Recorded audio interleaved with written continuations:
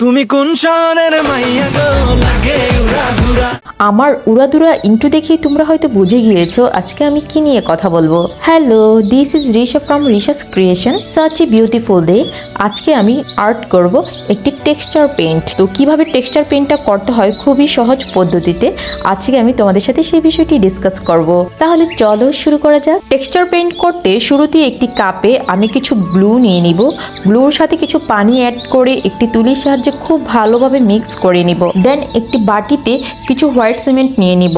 White সিমেন্টের সাথে পরিমাণ মতো পানি অ্যাড করে একটি চামচের সাহায্যে খুব ভালোভাবে মিক্স করে নিব।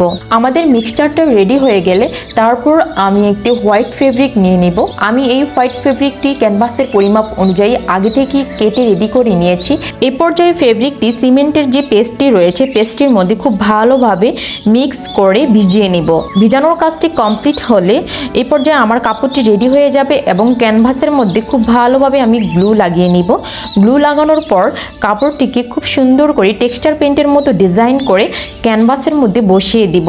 যখন ডিজাইন করে করে পুরো ক্যানভাসটা জুড়ে আমার কাপড়টা লাগানো হয়ে যাবে তখন আমি দুপাশ থেকে কাপড়ের যে বাড়তি অংশটা আছে সেটা ভাঁজ দিয়ে নিব।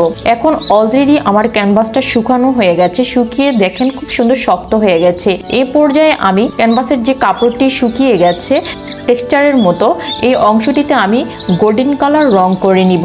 অলমোস্ট আমার গোল্ডেন কালার রং করা শেষ। এবার বাদবাকি যে অংশটুকু বাকি রয়েছে ক্যানভাসের এই অংশটিতে আমি হোয়াইট কালার রং করে নিব। দেখুন কি সুন্দর লাগছে। This is the final look. It was very pretty. অনেক বেশি সুন্দর লাগছে। খুবই ইজি ওয়েতে আপনি ঘরে বসে এত সুন্দর একটি টেক্সচার পেইন্ট করে ফেলতে পারবেন। তাহলে আর দেরি কেন, এখনই শুরু করুন।